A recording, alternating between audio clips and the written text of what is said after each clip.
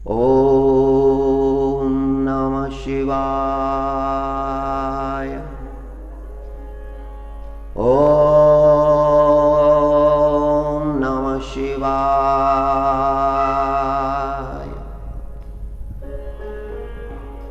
अथ श्रीमद्भगवद्गीता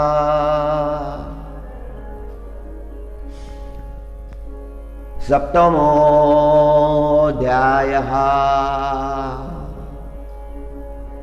दैवी हेषा गुणमयी मम माया दुरत्यया।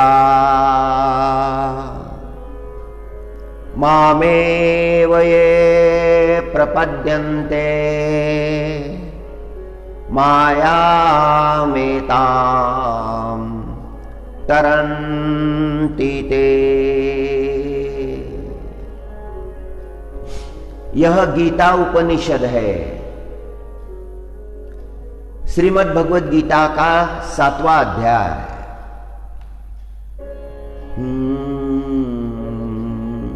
श्रीमद् भगवद गीता जी को गीता उपनिषद कहा गया है।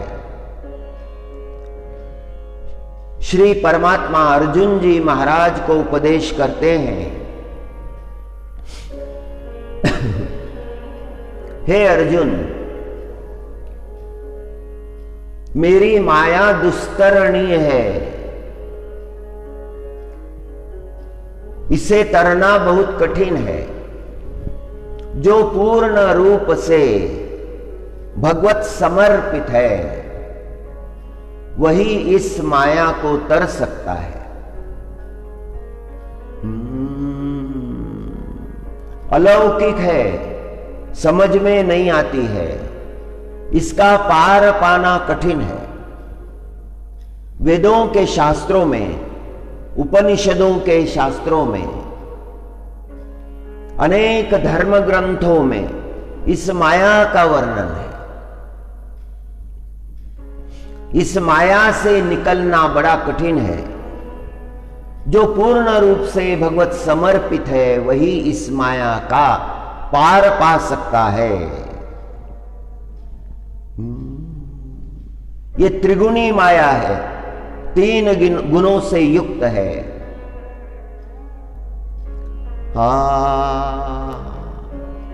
सहज कोई पार नहीं हो सकता, केवल समर्पित पुरुष ही पार हो सकता है। जिस भक्त ने काया वाचा मन तीनों अंगों से प्रभु की शरणागति को स्वीकार किया है वही पार हो सकता है। श्रीमद् भागवत में प्रहलाद जी महाराज अपने पिता को भगवत शरणागति का रहस्य बताते हैं। हिरण्यकश्यपु ने कहा था, हे प्रहलाद, नारायण का नाम ना लो, नारायण हमारे कुल का विरोधी है। तुम्हारे चाचा जी को, काकाश्री को नारायण ने नष्ट किया था।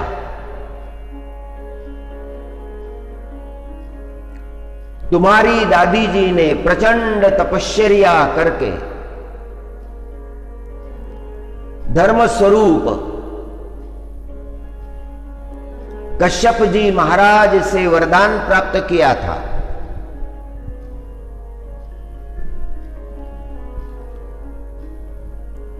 उन्होंने वरदान दिया था,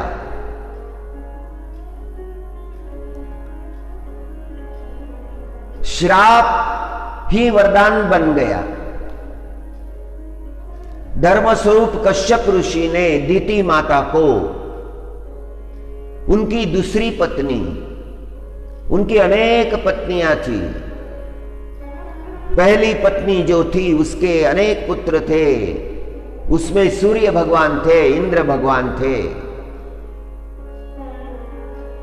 और तुम्हारी दादी जी के अंतकरण में दूसरी पत्नी कश्यप ऋषि की, धर्म स्वरूप कश्यप ऋषि की दूसरी पत्नी दिति ने भी वरदान मांगने के लिए तपश्चर्या की थी, वरदान तो दिया नहीं, श्राप दे दिया।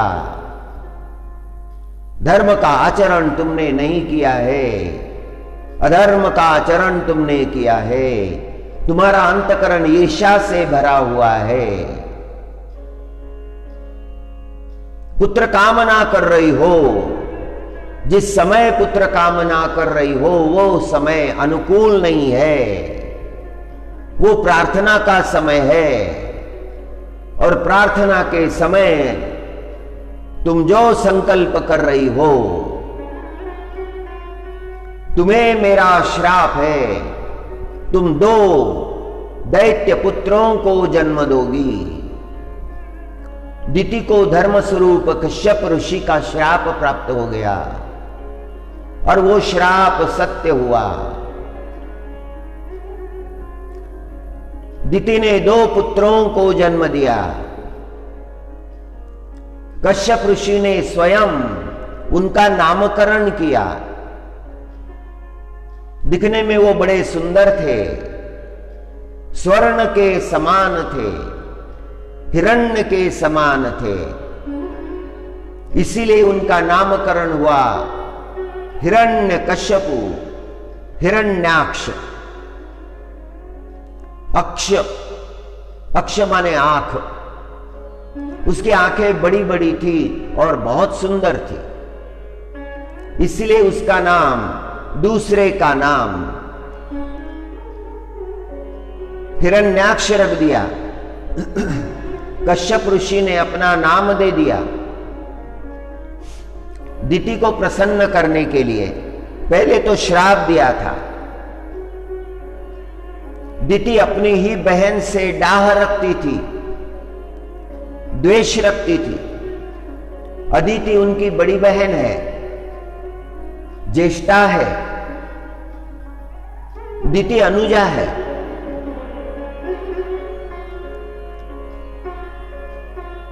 दिति मां को श्रापित कर दिया धर्मस्वरूप कश्यप ऋषि ने। और बाद में दिति रोने लगी, तब दिति का सांत्वन किया कि हे दिति, तुम्हारा आचरण गलत हो गया, इसीलिए मैंने तुम्हें श्राप दिया था। तुम्हारी प्रसन्नता के लिए एक वरदान भी देता हूं। तुम्हें वरदान में यह देता हूं कि तुम्हारा पौत्र ये भक्तराज होगा। ये बहुत बड़ा वरदान है।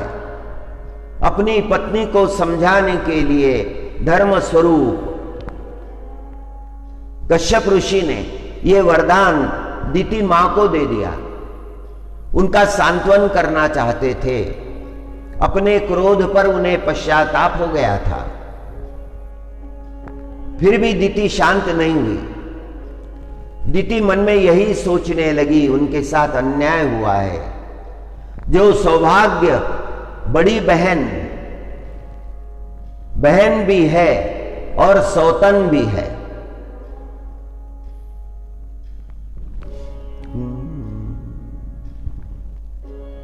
तेरा कन्याएं पिता ने धर्मरूप कश्यप को अर्पण की थी। उनमें पहले थी अदिति, दूसरी थी दिति। बहनें होने के बाद भी उनका परस्पर स्नेह नहीं था। मनुष्य के जीवन में स्नेह का बड़ा महत्व है। क्रोध में मनुष्य जलता रहता है और यदि स्नेह हो तो शांति पाता है। जीवन कैसे जीना है, इसका निर्धारण विवेक से ही होता है, सद्विचार से ही होता है। अपने कर्मों के कारण मनुष्य अपने जीवन को शुद्ध बना देता है और अपने ही दुष्कर्मों के कारण मनुष्य अपने जीवन को दूषित बना देता है। जो सत्कर्म का अनुसरण करता है उसे सुख प्राप्त होता है, उसे शांति प्राप्त होती है। किसी से डाह करना, किसी से द्वेष रखना, यह जीवन की सफलता नहीं है। यह बहुत बड़ी विफलता है। यह बहुत बड़ा किल्मिश है। जीवन की शुद्धता नष्ट होती है। मनुष्य को भगवत समर्पित हो जाना चाहिए। दीति को भी पुत्र प्राप्ति होने ही वाली थी, लेकिन उसके अंतःकरण में डाह निर्माण हो गया। वो सोचने लगी उसकी बड़ी बहन को संतति हुई है और वो अभी भी उसे संतति नहीं है।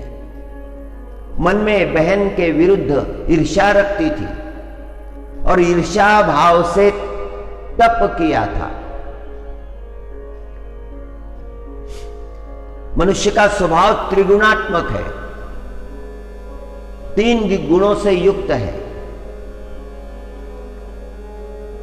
सबका कल्याण हो, सबका कल्याण होने के बाद में मेरा कल्याण हो, यह सात्विक भाव है।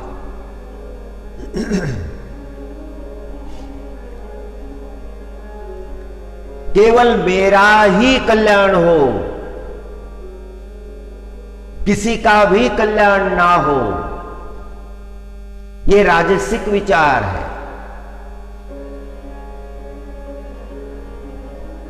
किसी का भी कल्याण ना हो, यह तामसिक विचार है।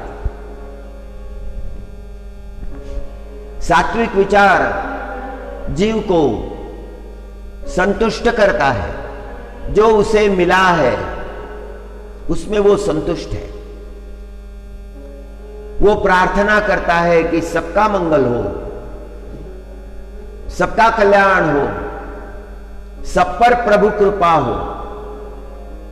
ये सात्विक विचार उसके मन में रहता है। ये सात्विक भक्त है।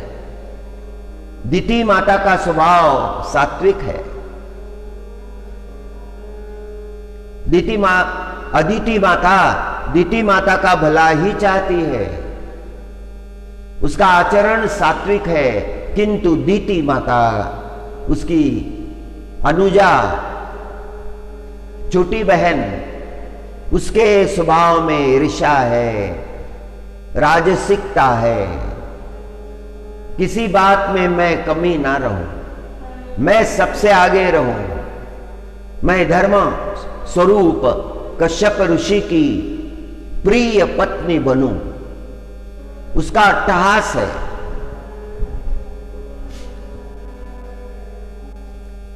वो अदिति माता का मंगल नहीं सोचती, और ये भाव जानते हैं कश्यप ऋषि। भाव छिपता नहीं है, अंतःकरण का भाव आंखों में, वाणी में आ ही जाता है। जो अंतःकरण सोचता है वो प्रकट हो ही जाता है। उसे बताने के लिए बोलना नहीं पड़ता, ना चिट्ठी भेजनी पड़ती है, ना कोई संदेश भेजना पड़ता है, अपने आप बिना बोले समझ में आ जाता है। अदिति माता जानती थी कि दिति के मन में ईर्ष्या है, फिर भी अदिति माता ने अपने अंतःकरण में ईर्ष्या भाव आने नहीं दिया। सावधान रहता है। संसार में रहते रहते रहते जिन लोगों के साथ हम रहते हैं उनके भाव को जानना पड़ता है, आवश्यक है। जिसका शुद्ध भाव है उसी के संग में हमें शांति मिलती है। जिसका भाव शुद्ध नहीं है उसके संग में रहने का अवसर हमें प्राप्त हुआ है, कोई उपाय नहीं है, रहना ही पड़ता है। उसके अंतःकरण की ईर्ष्या हमें भी स्पर्श करने लगती है। यह बहुत बड़ी परीक्षा होती है, इसीलिए तो संघ का चुनाव करना पड़ता है। नगर में जहां बस्ती है वहां पर तपस्वी को तपश्चर्या करना सरल नहीं है, इसीलिए वो वन में चले जाते हैं, एकांत में चले जाते हैं। दिति मन में सोच रही थी, मेरी बड़ी बहन को तो संतति है, उसके पुत्र है, सूर्य उसके पुत्र बने हैं, इंद्र उसके पुत्र बने हैं, वरुण उसके पुत्र बने हैं, मरुत उसके पुत्र बने हैं। वो देवों की माता बन गई और मैं अभी भी मुझे मातृत्व प्राप्त नहीं हुआ है। कश्यप ऋषि के पास गई, कश्यप ऋषि से पूछा, मुझे अभी तक मातृत्व प्राप्त नहीं हुआ। कश्यप ऋषि ने शांत किया,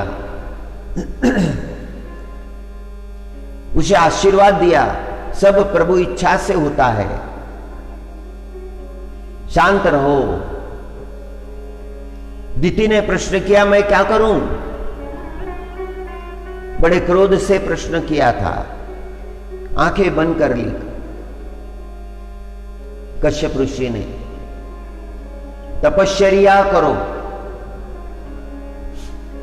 तपश्चर्या करने से मनुष्य दोषों से छूट जाता है। जाओ तपश्चर्या करो, एकांत में तपश्चर्या करो। जिद की दिति ने। तब कश्यप ऋषि को क्रोध आया और उन्होंने कहा, जाओ तुम दैत्यों की माता बनोगे, जो काम क्रोध की योनि भोगेंगे, आसुरी प्रवृत्ति के होंगे, सारे जगत को त्रस्त कर देंगे। ये बात सुनकर दिति रोने लगी। तब कश्यप ऋषि ने को करुणा आ गई। उन्होंने कहा, ठीक है, मैं तुम्हें वरदान देता हूं, तुम्हारे पुत्र दैत्य होंगे, तुम्हारा पौत्र भक्तराज होगा। और दिति तपश्चर्या करने लगी, पुत्रों को जन्म नहीं दे रही थी। सृष्टि में सारी व्यवस्था विचलित हो गई।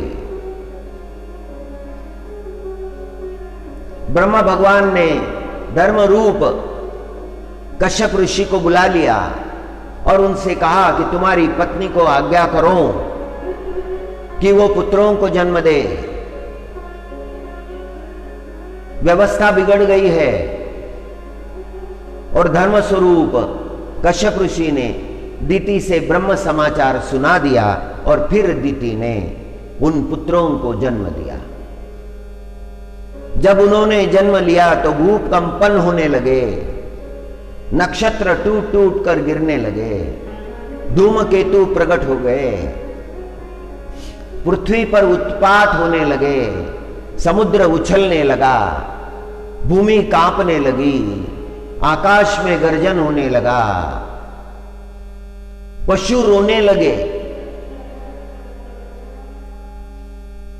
दिति के पुत्रों का जन्म होने के बाद में ऐसी अवस्था हो गई। अभी तो उनके कर्म प्रकट नहीं हुए हैं, उन्हें क्या कर्म करना है संसार में ये प्रकट नहीं हुआ है, किंतु उनके जन्म के पहले ही ये उत्पात होने लगे।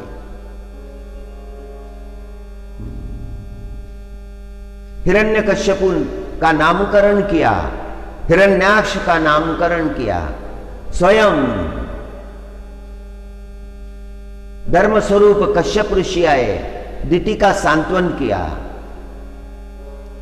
अब प्रसन्न हो जाओ, इनका प्रचंड पराक्रम होगा, ये सारे लोगों को जीत लेंगे।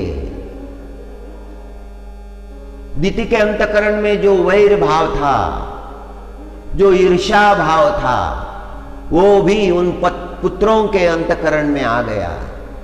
माता पिता का ही अनुसरण उनकी संतति करती है।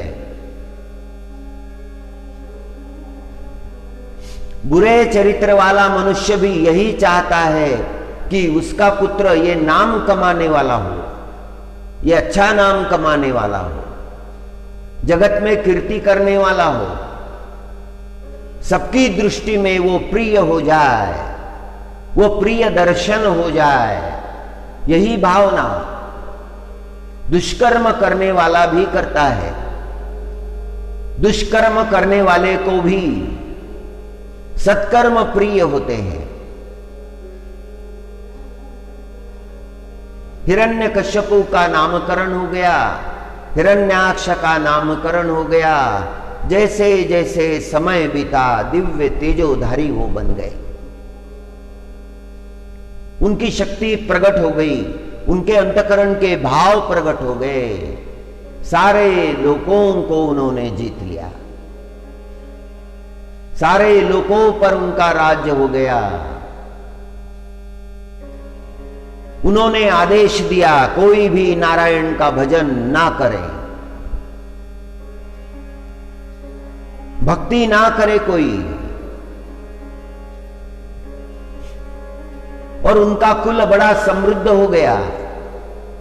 हिरण्यकश्यपु के कई पुत्र हुए, हिरण्याक्ष के कई पुत्र हुए, उनका वंश बढ़ने लगा, जगत में दैत्यों की संख्या बढ़ गई, बहुत उत्पात मचाने लगे।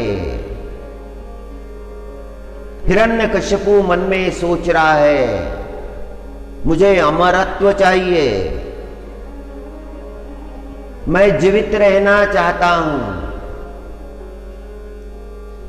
समस्त लोकों पर राज्य करना चाहता हूं। राज्य तो मिल गया है, अधिकार तो मिल गए हैं, देवों को अधीन कर दिया है, सारे लोक अधीन हो गए हैं, अब मन में चिंता है अमरत्व की। नारद भगवान से पूछा, हे देवर्षि मैं क्या करूं, मुझे अमरत्व कैसे मिल सकता है? नारद भगवान ने कहा कि हे हिरण्यकश्यपु, तपस्या करने से क्या सिद्ध नहीं होता, क्या नहीं मिलता? भगवान का नाम लेना तपस्या है, भगवान का नाम चिंतन करना तपस्या है, भगवान का पूजन, अनुष्ठान, यज्ञ, ये सब तपस्या स्वरूप है। नारद भगवान ने कहा हिरण्यकश्यपु तपस्या करो। हिरण्यकश्यपु ने कहा कि कहां करूं? नारद भगवान ने कहा मंदराचल योग्य है, वहां जाओ। हिरण्यकश्यपु ने एक शंका उपस्थित कर दी कि वहां पर नाम है, वहां के वातावरण में नाम है, वहां की हवाओं में नाम है, वहां भूमि में नाम है, वहां आकाश में नाम है, वहां सर्वत्र नाम है। नारद भगवान ने कहा हां, वहां पर सर्वत्र भगवान नाम है, नारायण का नाम है, दूसरा कोई अन्य स्थान नहीं है। हिरण्यकश्यपु तो नारायण विरोधी है, फिर भी नारद भगवान की आज्ञा मान ली, मंदराचल पर गया, एक पैर पर खड़ा हो गया, ब्रह्म मंत्र का उच्चारण करने लगा। ओम ब्रह्माय नमः, ओम ब्रह्माय नमः, ओम ब्रह्माय नमः। कानों में नारायण भगवान का नाम सुनाई पड़ रहा है, ओम नारायणाय नमः, ओम नारायणाय नमः, ओम नारायणाय नमः। ब्रह्म भगवान की उपासना कर रहा है, ब्रह्म मंत्र का जाप कर रहा है, नारायण नाम सुनाई दे रहा है, अंतकरण में बहुत क्रोध है, फिर भी कोई उपाय नहीं है, तपस्या करता रहा। तपस्या का प्रभाव ऐसे हुआ कि उसके शरीर से सारा मांस नीचे गिरने लगा, कंकाल मात्र रह गया। उसके मस्तक से प्रचंड ज्वाला निकलती और वो ज्वाला ब्रह्मलोक तक जाती। उसके जीवन में बड़ी घोर तपस्या है। हिरण्यकश्यपु ने अपनी माता की दिव्य तपस्या देखी है, समझी है। वो तपस्विनी माता का पुत्र है। माता पिता के गुण संतति में आ जाते हैं। यद्यपि दीति के अंतकरण में ईर्ष्या थी, फिर भी तपश्चर्या थी। वो तपस्विनी थी। धर्मरूप कश्यप ऋषि ने उस पर कृपा की थी। माता के अंतकरण का भाव हिरण्यकश्यप के अंतकरण में था। घोर तपश्चर्या। मस्तक से ज्योति निकल रही है, वो ब्रह्म भगवान के ब्रह्मलोक में जा रही है। ब्रह्म भगवान के आसन के पास आ जाती है, ब्रह्म भगवान के मुख के पास उस ज्योति का प्रकाश होता है। ध्यान करना कठिन हो गया है ब्रह्म भगवान के लिए। वेदों का पारायण करना कठिन हो गया है। एक ज्वाला गई कि नहीं दूसरी आ जाती है, अनंत ज्वालाएं। ब्रह्म भगवान सोचने लगते हैं अब क्या किया जाए, अब तो वरदान देना ही पड़ेगा। ब्रह्म भगवान आकर हिरण्यकश्यप से वरदान मांगने के लिए कहते हैं। वो कहता है अमरत्व दीजिए। ब्रह्म भगवान कहते हैं अमरत्व नहीं दिया जा सकता, वो अदेय है, क्योंकि मैं भी अमर नहीं हूं। मेरा भी जन्म होता है, मेरी आयु समाप्त होने के बाद में मेरा भी लय होता है। मैं कोई पहला ब्रह्म नहीं, मैं कोई अंतिम ब्रह्म नहीं। मेरे जैसे ब्रह्म तो कई आ चुके हैं और कई जा चुके हैं, और आगे भी आने वाले हैं, और जो आएंगे वो भी जाने वाले हैं। जाना ही होगा, अमरत्व नहीं। कोई अन्य वरदान मांगो। हिरण्यकश्यप ने सोच लिया मृत्यु से सुरक्षा कर लेंगे, सुरक्षित हो जाएंगे मृत्यु से। मृत्यु ना आए दिन में ना रात में, ना शस्त्र से ना अस्त्र से, ना भवन में ना विजन में,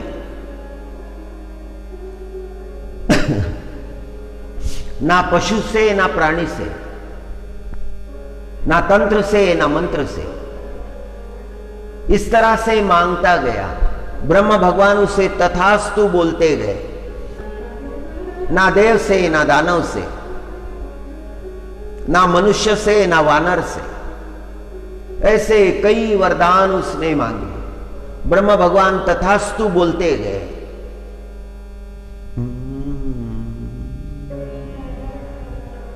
हिरण्यकश्यप ने सारे लोगों का राज्य मांग लिया।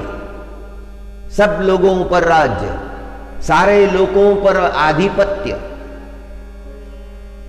देवोपम सुंदरता, जैसी देवों की सुंदरता है वैसी सुंदरता।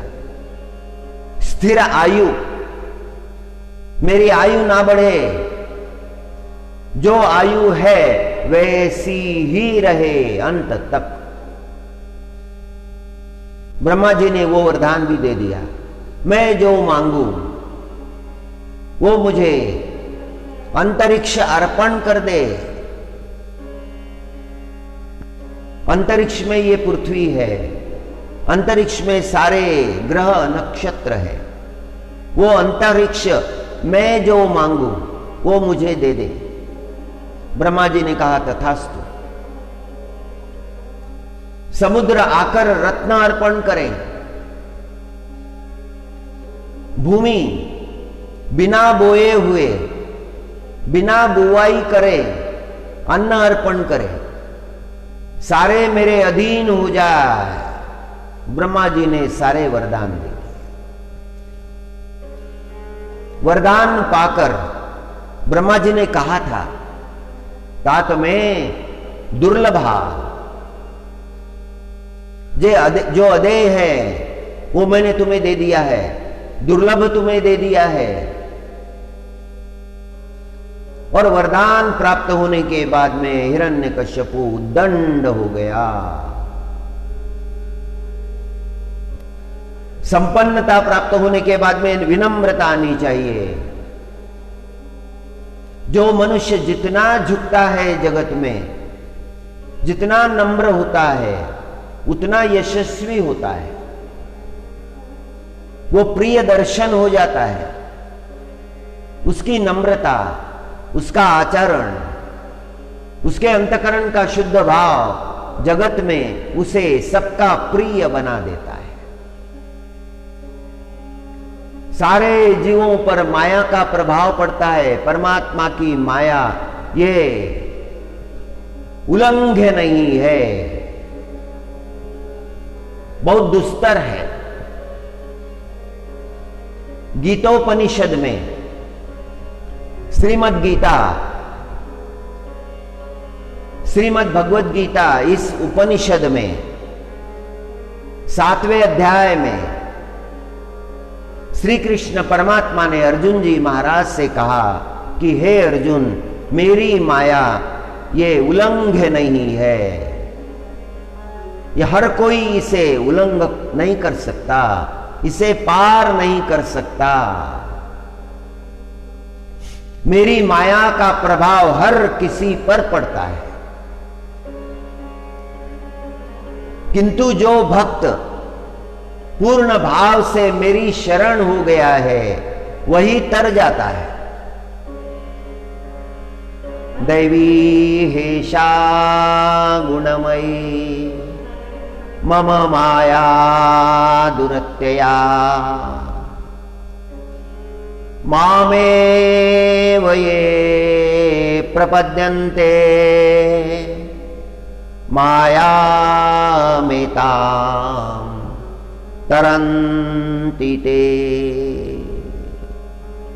बहुत कठिन है माया को पार करना। एक संत ने एक प्रसंग सुनाया था, बहुत अद्भुत प्रसंग था।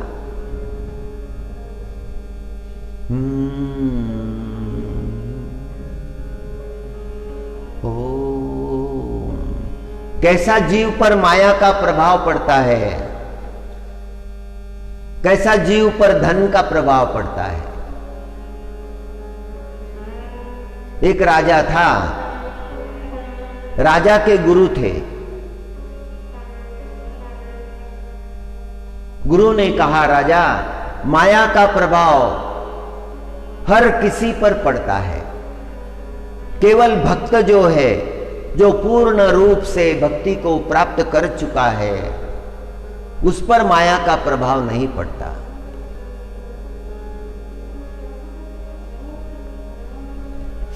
हाँ, राजा ने बात को सुन लिया और उनकी बाल बनाने के लिए, दाढ़ी बनाने के लिए एक नाई आया करता था और बड़ा प्रसन्न था। जब वो आया तो राजा ने उसका मुखमंडल देख लिया, बड़ा प्रसन्न है। जब वो बाल बना रहा था तब राजा ने पूछा, घर परिवार कैसा है? उस नाई ने उत्तर दिया, बहुत आनंद है। घर कैसा है? घर की इमारत कैसी है? नाई ने उत्तर दिया, घास फूस की झोपड़ी है, लेकिन आनंद से भरी हुई है, बड़ा संतोष है, बड़ा सुख है। धनवन कितना है? नाई ने कहा, कुछ भी नहीं है प्रभु, और बड़ा अच्छा है, धन नहीं है। धन अगर होता तो उसकी रखवाली करनी पड़ती, उसको संभालना पड़ता।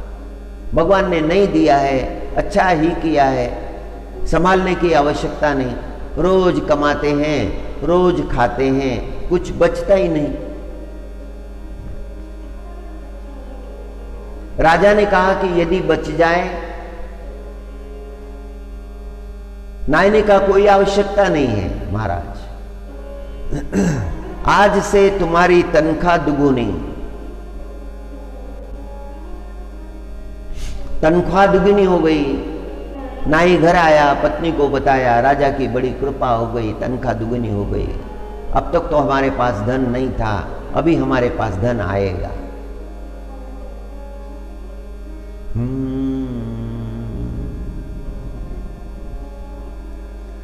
दूसरे दिन राजा ने देखा कि नाई का चेहरा आज थोड़ा बदल गया है। आज वो सोच में पड़ गया है। जब कुछ भी नहीं था तो सोचता नहीं था। आज दुगुनी तनख्वाह हो गई है, आज सोच में पड़ गया है। राजा ने पूछा, कैसे हो? अच्छा हूं महाराज। नहीं, आज तुम्हारे चेहरे पर थोड़ी सोच दिख रही है। नहीं, कोई बात नहीं महाराज, कोई सोच नहीं है। क्या तनख्वाह कम है? जितनी है उससे दुगुनी कर दूं? नाई ने कहा, वैसे तो कोई आवश्यकता नहीं है। जब राजा ने सुना वैसे तो कोई आवश्यकता नहीं है, राजा की बात समझ में आ गई, आवश्यकता तो लगने लगी है। राजा ने कहा, ठीक है, कल तुम्हारी जो तनख्वाह थी उससे दुगुनी आज हो गई, और आज जितनी है उससे दुगुनी कल होगी। दूसरे दिन और तनख्वाह बढ़ा दी है। अब तनख्वाह आने के बाद में नाई सोचने लगा है। दिन बीत रहे, राजा देख रहे हैं उस नाई को।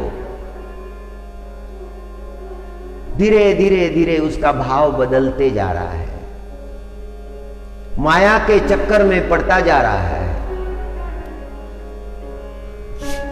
धन आने के बाद में वो नाई सोचने लगा है कि दूसरे लोग अच्छे घर में रहते हैं, हमारा भी घर अच्छा होना चाहिए। जो सुविधाएं उनके घर में हैं वो हमारे घर में भी आनी चाहिए। पत्नी से विमर्श कर रहा है कि धन तो मिल रहा है लेकिन इतने से होगा नहीं, घर भी होना चाहिए। पत्नी कहने लगी, और थोड़ा इकट्ठा हो जाए फिर घर बना लेंगे। विचार उसे अच्छा लगा। रोज आता है, राजा की सेवा करता है। धन के विचार मन में आ गए हैं जो कभी भी नहीं थे। माया का प्रवेश हो गया, और करते करते करते कुछ दिन बीत गए। राजा ने फिर पूछा कि कैसे हो, सुख से तो हो ना? उसने कहा, हाँ महाराज, आपकी कृपा है, सुख ही सुख है जीवन में। वैसे सुख नहीं है, चिंता आ गई है, माया के अधीन होता जा रहा है। राजा ने पूछा, कौन से रास्ते से आते हो? उसने कहा, महाराज वही रास्ता पश्चिम से, राजधानी से पश्चिम को जो रास्ता जाता है उसी से आता जाता हूं। आने का समय क्या है? महाराज ब्रह्म मुहूर्त में आ जाता हूं, सूरज निकलने के पहले, सूर्योदय के पहले पहुंच जाता हूं। ठीक है, राजा ने उसे भेज दिया। दूसरे दिन राजा ने स्वयं अकेले जाकर एक पात्र स्वर्ण मोहरों से भरा हुआ उसके मार्ग में रख दिया। राजा ने देखा वो आ रहा है और पात्र जल्दी से रख दिया। और जब वो नाई पास में आया तो ठिठक गया, ये क्या है? मार्ग में ये क्या चमक रहा है? और धीरे धीरे चलते चलते पात्र के पास आया, ढक्कन खोल के देखा, उसमें स्वर्ण की मुद्राएं। एक मुद्रा उसने उठाकर देखी, सोने की है। यहां कैसे आई मेरे मार्ग में? उसने पात्र उठा लिया, उपवस्त्र में छिपा लिया और वो पीछे चला गया, घर चला गया। अभी सूर्योदय नहीं हुआ था। घर में जाकर पत्नी पूछने लगी कि कैसे आए, इतनी जल्दी कैसे आए? उसने कहा, अब किसी से मत बताना, आज एक बहुत बड़ी चीज मिल गई है। स्वर्ण मुद्राओं से भरा हुआ यह पात्र है। अब पहले इनकी मुद्राएं गिन लेता हूं। पत्नी कहने लगी, राजा की सेवा में देर हो जाएगी। नाई ने कहा कि पहले ऐसा कभी नहीं हुआ था, आज हुआ है। मुद्राएं गिन लेनी चाहिए।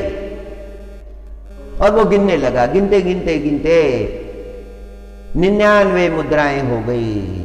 वो सोचने लगा एक कम है। पत्नी कहती है 99 मिली है, उसके बारे में सोचो, एक नहीं है। ठीक है, इतनी ही चाहिए थी, भगवान ने हमें दे दी है, अब सोचने की आवश्यकता नहीं। वो कहने लगा तू नहीं समझती, एक तो होनी चाहिए, अब इसे अच्छी तरह से छिपा कर रख दे, मैं सेवा के लिए जाता हूं। वो राजा के पास पहुंचा। राजा ने कहा कि आज तो बहुत देर हो गई। उसने कहा हाँ महाराज, क्षमा कीजिए, आज देर हो गई। राजा ने चेहरा देखा, चेहरे पर चिंता है। जब धन नहीं था तो चिंता नहीं थी, आज धन आ गया है तो चिंता आ गई है। राजा ने कहा सब ठीक ठाक है।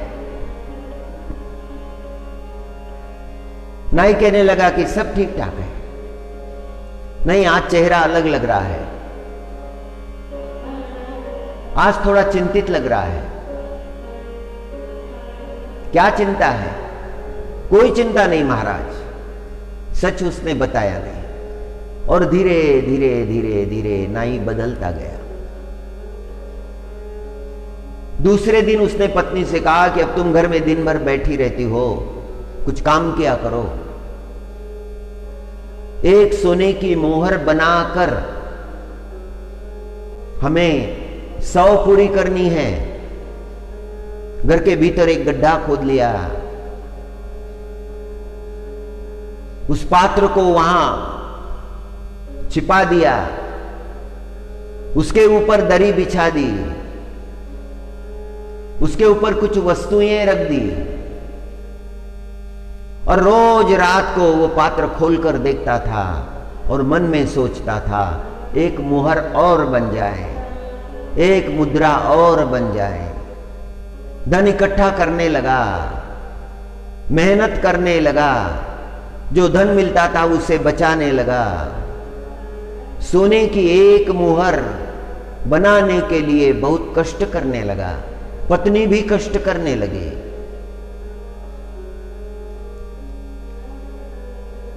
धीरे धीरे दुबला होने लगा, चेहरा चिंता से ग्रस्त होने लगा। राजा ने पूछा ठीक ठाक तो है, आजकल तुम्हारा स्वास्थ्य ठीक नहीं लग रहा है, तुम दुबले होते जा रहे हो, क्या बात है? उसने नहीं बताया। जो भी धन इकट्ठा हुआ था उसे लेकर सुनार के पास गया और पूछने लगा कि सोने की एक मोहर, एक मुद्रा कितने में बनेगी?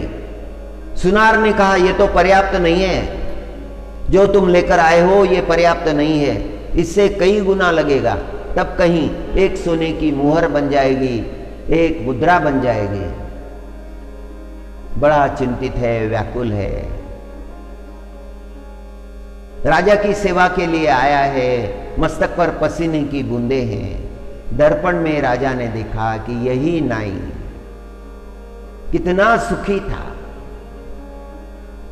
इसके चेहरे पर रौनक थी, प्रसन्न लगता था, ऐसा लगता था कि इसने जीवन में सब पा लिया है। और आज इसकी क्या अवस्था हो गई? राजा ने पूछा क्या तुम्हारी तनख्वाह फिर से दोगुनी कर दूं? नाई ने कहा प्रभु आपकी मर्जी। राजा ने जान लिया, पूरी तरह से धन की माया में उलझ चुका है। राजा ने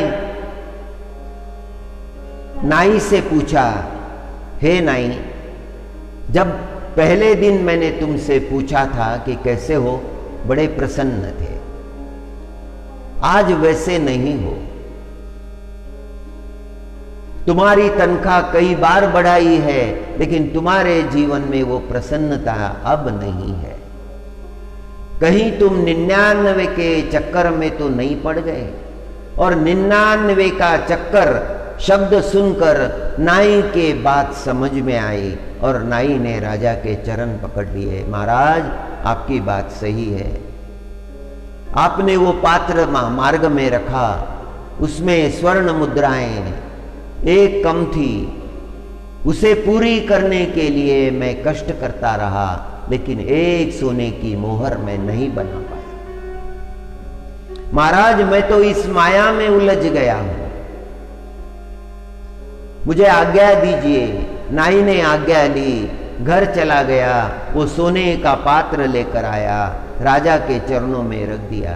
महाराज, ये नहीं चाहिए, मेरी समझ में तत्व आ गया है, इसके पीछे लगने से सारी शांति चली गई। हाँ महाराज, जीवन के लिए मुझे 2 वक्त का भोजन, 2 वस्त्र और शांति चाहिए, और वो इसके पीछे लगने से नहीं है। धनेशना यदि अंतकरण में निर्माण हो गई तो और चाहिए, और चाहिए, और चाहिए। कितना भी मिले, पाने वाला संतुष्ट नहीं होता है। धनेशन, एशन। राजा के गुरु ने जो सिद्धांत बताया था, राजा को वो पूरा स्पष्ट हो गया। गुरु महाराज के चरणों में जाकर दंडवत किया कि हाँ प्रभु, धन की ऐशना ने नाई की दुर्गति कर दी है, और मेरी बात समझ में आई है।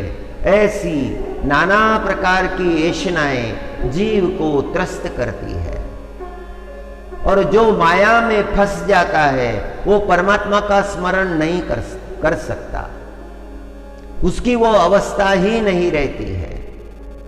कोई धन के लिए पागल हो जाता है, धन के लिए झूठे कर्म करने लगता है, असत्य कर्म करने लगता है, अधर्म कर्म करने लगता है। उन कर्मों के कारण पाप होते हैं, और उस पाप को उसे भोगना पड़ता है, किए हुए पापों को भोगना पड़ता है। ये शरीर तो छूट जाता है, कोई दूसरा शरीर प्राप्त होता है, उस शरीर से भोगना पड़ता है।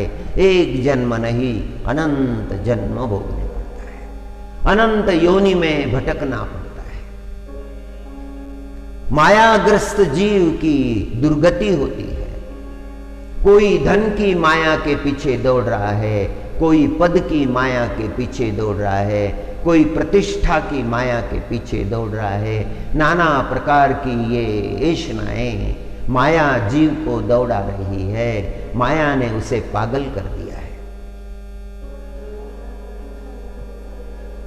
दुस्तरणीय है माया, इसको पार करना कठिन है।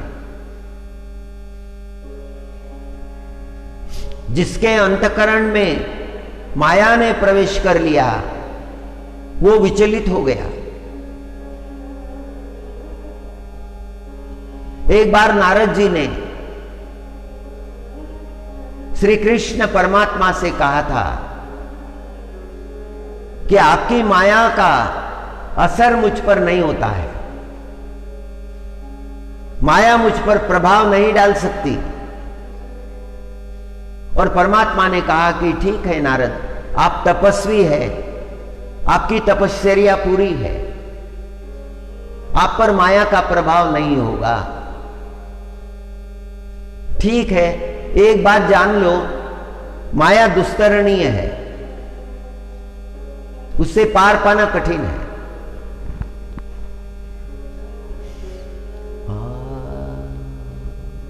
कुछ समय बीत गया, नारद भगवान के मन में विचार आने लगे, प्रभाव हो गया माया का। नारद भगवान सोचने लगे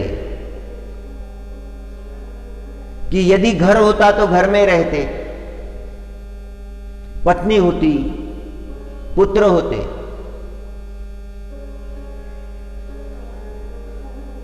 केवल विचार आया, द्वारका में गए, कृष्ण परमात्मा के चरणों में वंदन किया।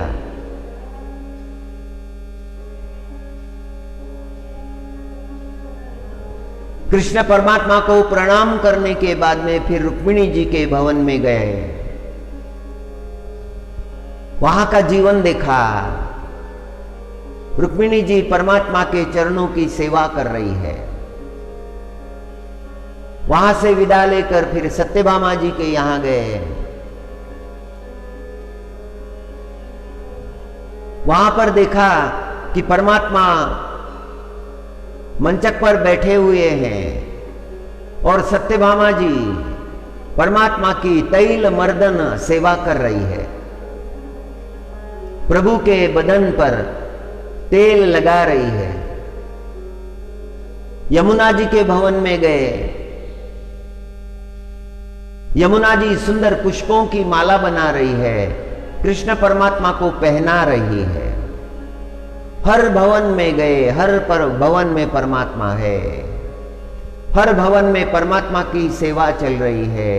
मन में विचार आया, कोई मेरी भी ऐसी ही सेवा करता। यह एक रूपक है। इस रूपक के माध्यम से आपको माया का तत्व समझाना है। सिद्धांत के रूप में यह रूपक लिया है। यह रूपक शांति ब्रह्म एकनाथ महाराज ने समझाया था। उन्हीं के कृपा से यह प्राप्त हुआ है। हर भवन में कृष्ण सेवा चल रही है। गृहस्थी बड़ी संतुष्ट है, बड़ा प्रेम है गृहस्थी में, सेवा है। और गृहस्थी में सेवा, प्रेम, त्याग, भक्ति, ये सद्गुण आ जाए तो गृहस्थी भी वरदान बन जाती है। गृहस्थी में फिर काम, क्रोध, लोभ, मोह, मद, मत्सर ये रहते नहीं।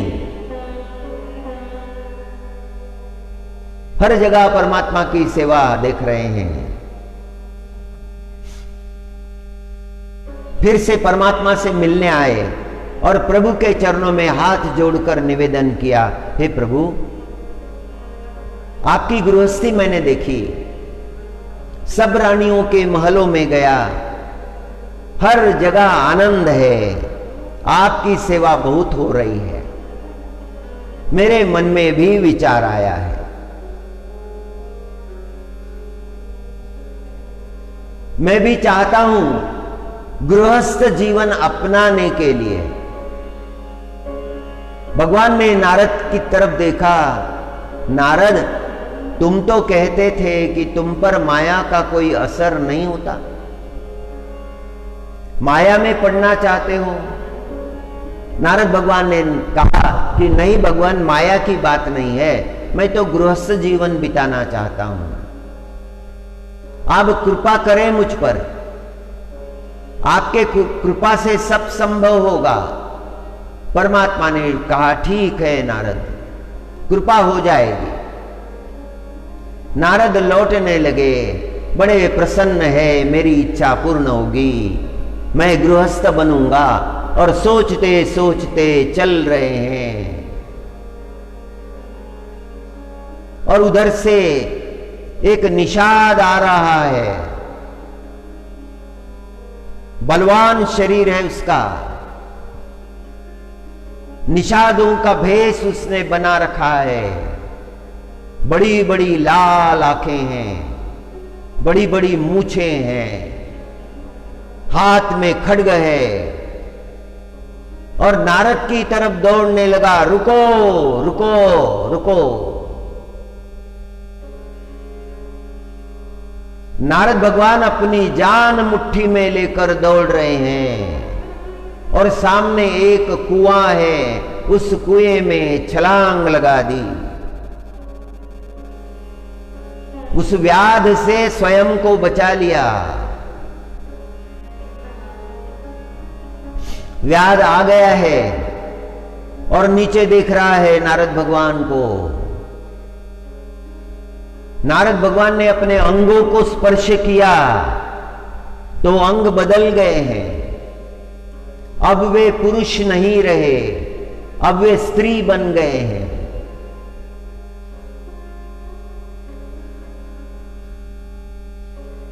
मुख को टटोल कर देख लिया, नाक को स्पर्श करते ही नाक में नथनी आ गई है। नारद भगवान ने कहा, अरे ये तो नथनी है जिसे स्त्रियां पहनती हैं। कानों में कानों के आभूषण आ गए, गले में गले के आभूषण आ गए, सर्व अंग बदल गया है, स्त्री का पोशाक है। नारद भगवान सोचने लगे, मैं तो स्त्री बन गया। व्याध ने पूछा, कौन हो, क्या नाम है तुम्हारा? नारद भगवान ने कहा कि मेरा नाम नारदी है। ठीक है, अभी मैं तुम्हें बाहर निकालता हूं। और व्याध ने नारदी को बाहर निकाला, उसके साथ विवाह रचाया।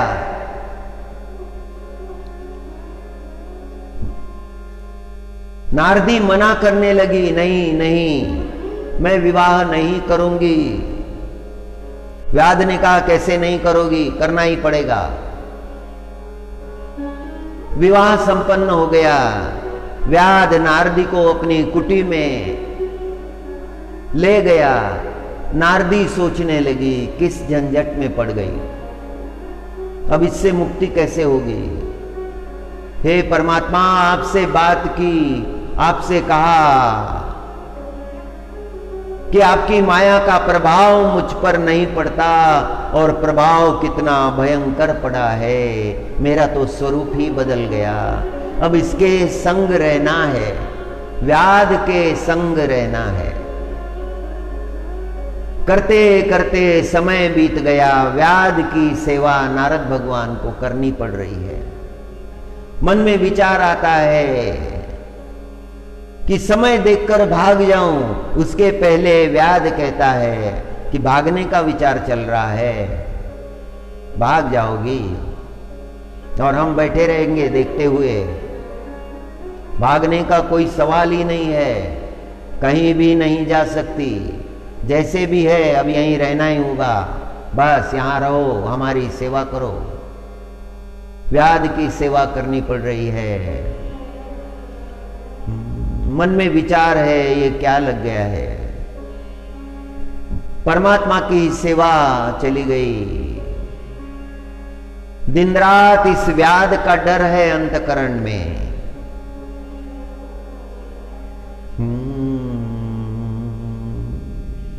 प्रभु से प्रार्थना कर रही है नारदी, और प्रभु भी सुन रहे हैं।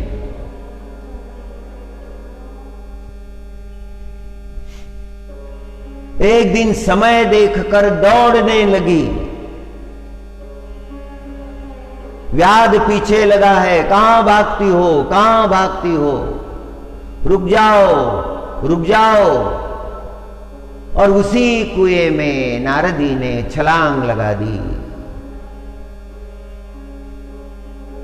व्याध आया है वहां, कुएं में देख रहा है। नारद भगवान ने अपने अंगों को टटोला, तब समझ में आया कि वे तो नारद है। वीणा जो थी वो पानी पर तैर रही है। नाक को छूकर देखा, कान को छूकर देखा, आभूषण नहीं है। मस्तक को छूकर देखा, जटाएं हैं, ऊपर बांधी हुई है। गले में तुलसी की मालाएं हैं। व्याध ने पूछा, चलो बाहर निकलो। नारद ने हाथ जोड़कर कहा, मैं तो नारद हूं, मैं स्त्री नहीं हूं। ऊपर देखा, एक बार तो व्याध दिखते हैं, दूसरी बार कृष्ण दिखते हैं। व्याध दिखते हैं, कृष्ण दिखते हैं। नारद भगवान ऊपर आए और कृष्ण परमात्मा के चरणों में दंडवत कर दिया कि हे प्रभु, मैंने जान लिया है आपकी माया को पार करना दुस्तर है। आपकी माया दुस्तरणीय है। माया का पार पाना बड़ा कठिन है। माया जीव को उलझा देती है, इसीलिए उसे दैवी कहा है। वो अद्भुत है, अनाकलनीय है। दैवी हेषा गुणमयी मम माया दुरत्यया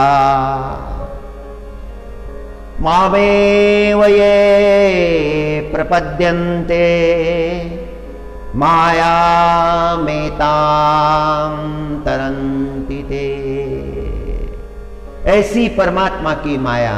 अर्जुन जी महाराज से कहते हैं परमात्मा, हे अर्जुन, केवल भक्त ही मेरी माया को उतर जाता है।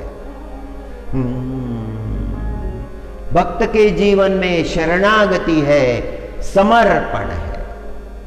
हरि शरणं हरि शरणं हरि शरणं हरि शरणं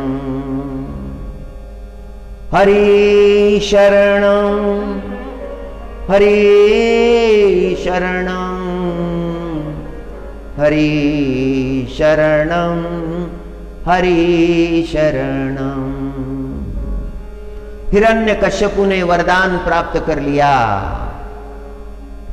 सारे भूमंडल का राज्य करने लगा।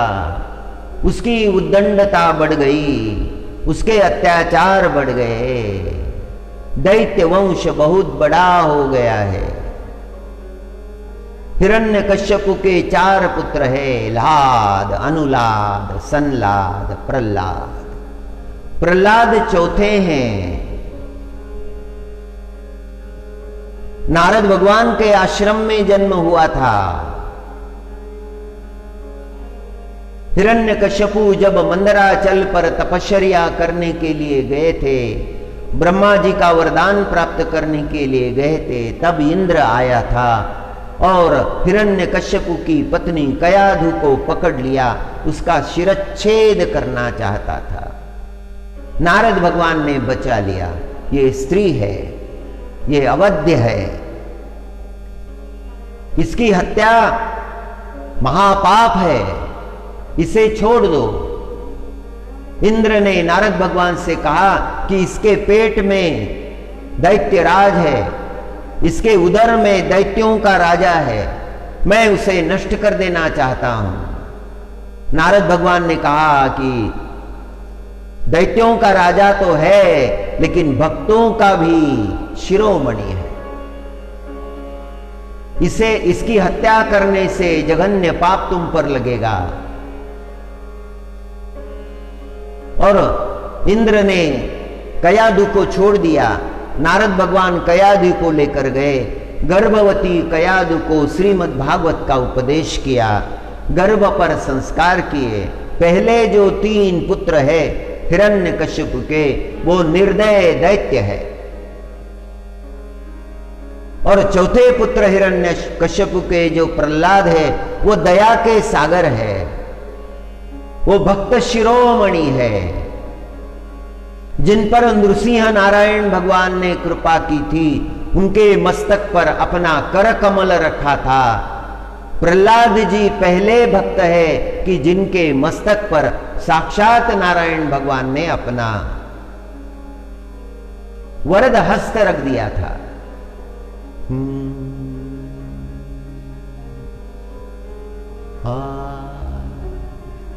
एक दिन नामदेव जी महाराज भगवान के मंदिर में गए, भगवान से बातचीत करने लगे। भगवान ने मौन धारण कर लिया, उत्तर नहीं दे रहे हैं। नामदेव महाराज की समझ में आया कि आज भगवान बोल नहीं रहे हैं, क्या अपराध हो गया मुझसे। क्षमा मांगने लगे, मुझसे कोई अपराध हुआ होगा, उसे क्षमा कर दो, मैं अज्ञानी हूं, कुछ भी करो, मुझसे बात करो। और भगवान बात नहीं कर रहे हैं। नामदेव जी महाराज ने हठ कर लिया है जिद पकड़ ली है, बार बार पुकार रहे हैं, मुझसे बात करो, मुझसे बात करो। पुरवावया नामयाचा छंद, आला धावोनी गोविंद। दौड़ कर आए परमात्मा, रोते हुए नामदेव जी महाराज के मस्तक पर हाथ रख दिया और कहने लगे कि हे नामदेव, तुम रूठो नहीं, ना रूठो नामा।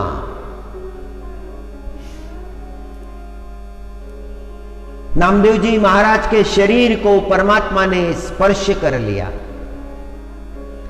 स्पर्श करने लगे वदना,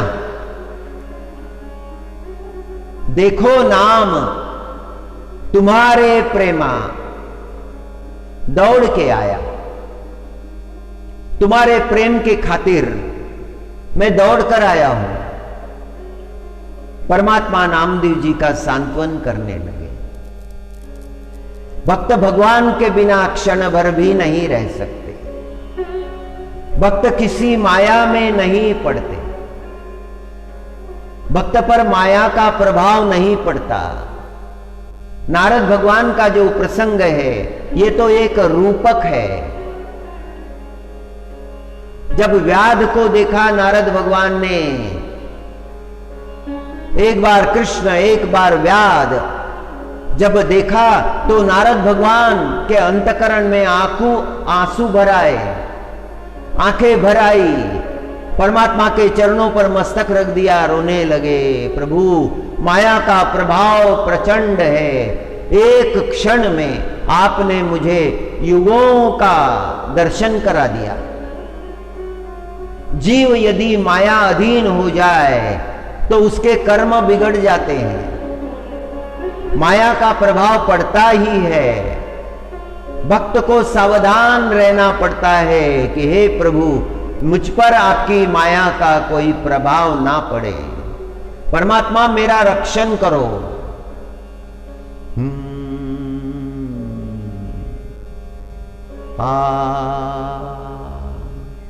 दैवी हेषा गुणमयी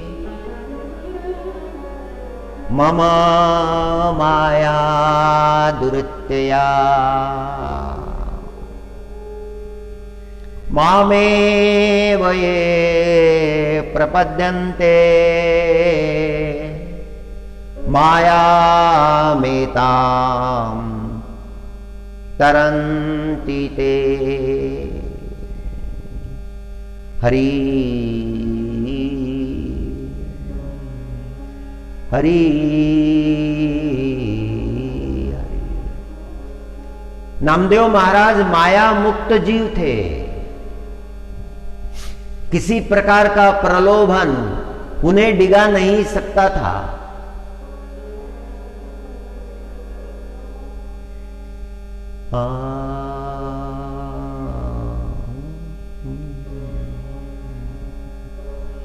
हरि।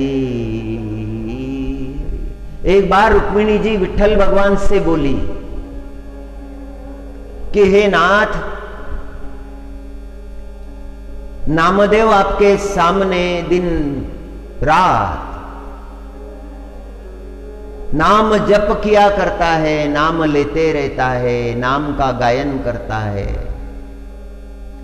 और वो इतना दरिद्र है, 2 समय का भोजन भी उसके बच्चों को मिलता नहीं। उसकी पत्नी बड़ी दुखी है, बच्चे भूखे रहते हैं, 2 वक्त का भोजन नहीं, 2 वस्त्र भी नहीं, अन्न के लिए तरसते रहते हैं। नामदेव परिवार की ओर ध्यान नहीं देता है, उसने परिवार को ऐसे ही छोड़ दिया है। क्या तुम्हारा कर्तव्य नहीं है कि अपने भक्त के लिए कुछ करना? कम से कम 2 वक्त का भोजन तो मिले, 2 वस्त्र तो मिले। नामदेव ने कहा, देवी नामदेव का दुख रुक्मिणी जी ने परमात्मा को सुनाया। परमात्मा कहने लगे, हे देवी, मैं तो सब जानता हूं, मैं इसे देना चाहता हूं, ये लेता नहीं है, इसे धन की आशा नहीं, इसे किसी शारीरिक सुख की आशा नहीं, इसके अंतःकरण में तो केवल मेरा नाम ही है, मेरा स्वरूप ही है, ये मेरे बिना रह ही नहीं सकता। रुक्मिणी जी ने कहा, ठीक है, उसकी जो बात है वो रहे उसके साथ, आपका भी तो कर्तव्य है। परमात्मा ने कहा, ठीक है, तुम कहती हो, मैं कोई उपाय करता हूं। और दूसरे दिन भगवान गए नामदेव के घर, नौकर बनकर गए, साथ में एक घोड़ा है, उस घोड़े पर एक बोरा है और उस बोरे में रत्नमणि, स्वर्ण, अलंकार भरे हैं। परमात्मा ने लीला की,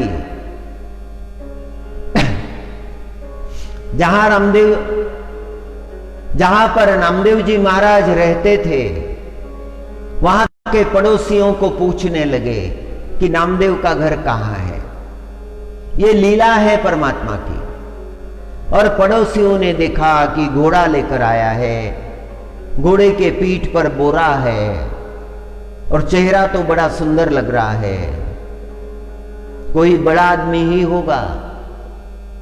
उन्होंने घर का पता बता दिया, बच्चों ने जाकर दौड़कर बता दिया, नामदेव महाराज की पत्नी को, राजाई को बता दिया, तुम्हारे घर मेहमान आए हैं, मेहमान आए हैं। राजाई ने बाहर आकर देखा, नौकर के स्वरूप में आए हुए भगवान ने हाथ जोड़ लिए, क्या आप नामदेव की पत्नी है? राजाई ने कहा, हां, मैं आपका घर ढूंढते आया हूं, आपको कुछ देना है। और घोड़े पर जो बोरा था, उस बोरे को लेकर आए, भीतर में रख दिया। नामदेव महाराज की पत्नी ने पूछा, ये क्या है? भगवान ने बताया कि थोड़ा बहुत नामदेव महाराज का कर्जा है हम पर, वो उतारना है।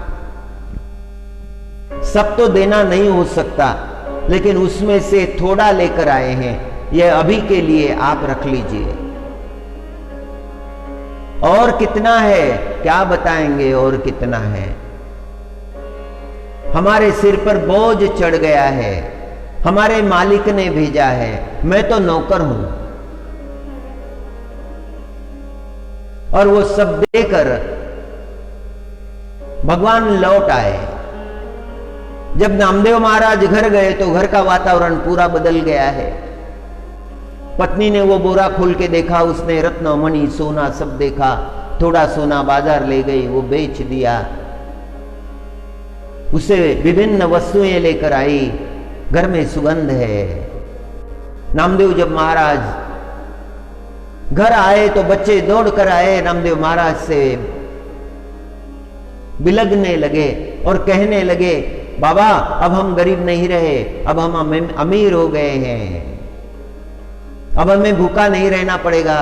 देखो हमारे शरीर पर जो वस्त्र है वो देखो, वस्त्र देखे, इतने सुंदर वस्त्र कहां से लाए? माँ ने दिए हैं। माँ बाजार गई थी सोना बेचने, सोना कहां मिला? वो एक सुंदर व्यक्ति आया था, नौकर आया था, उसने ये बोरा लाया है। नामदेव महाराज ने वो बोरा देखा, उसमें रत्न, मणि, स्वर्ण सब देखा।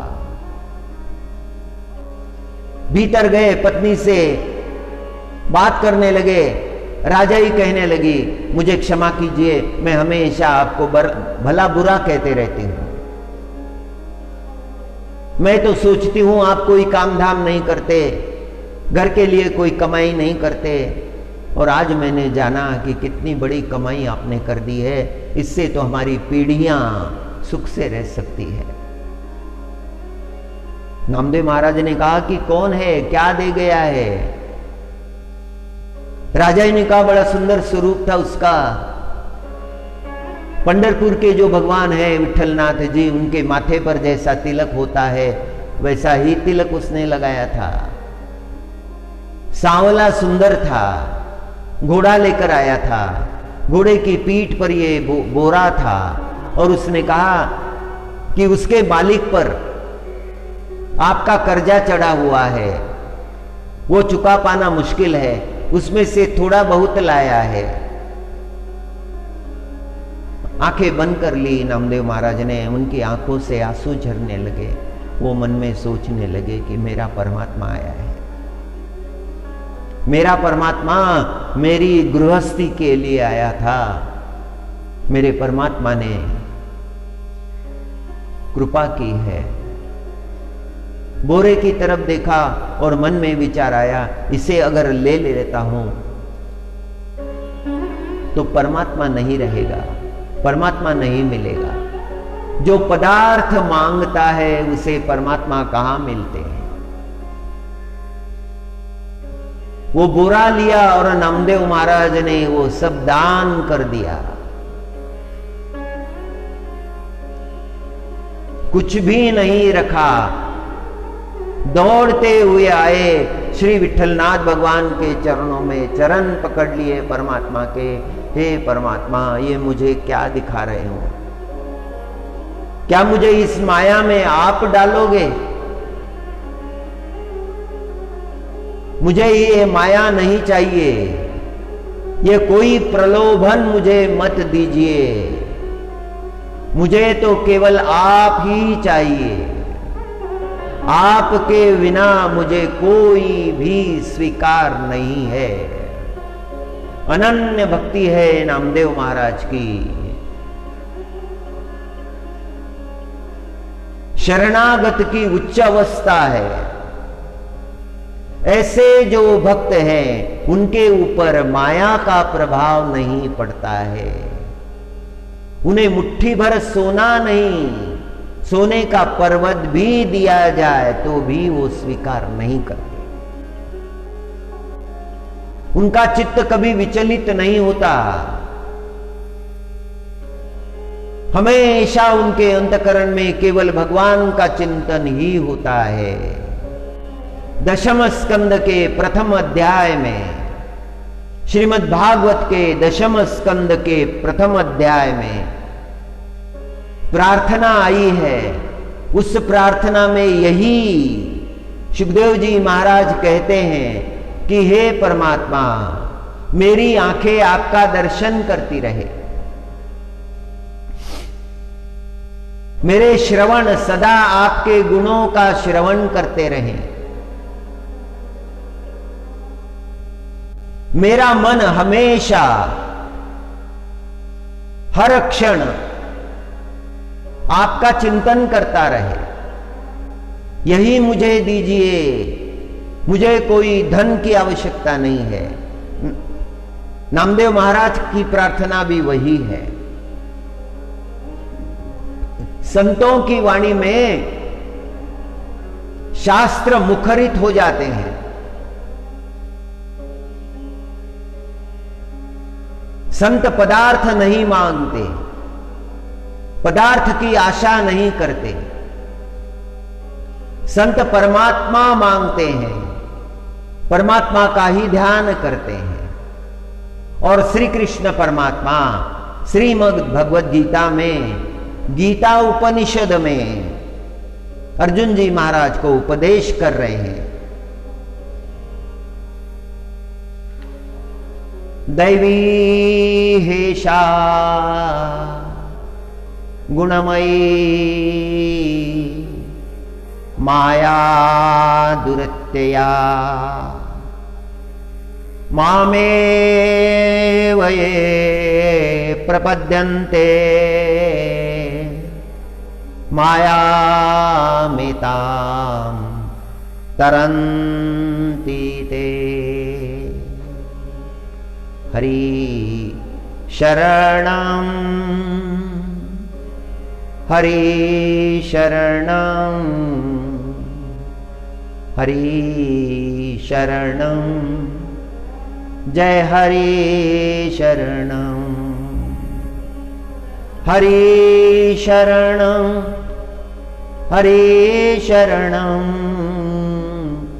हरि शरणं जय हरि शरणं। ओम नमो नारायणाय। ओम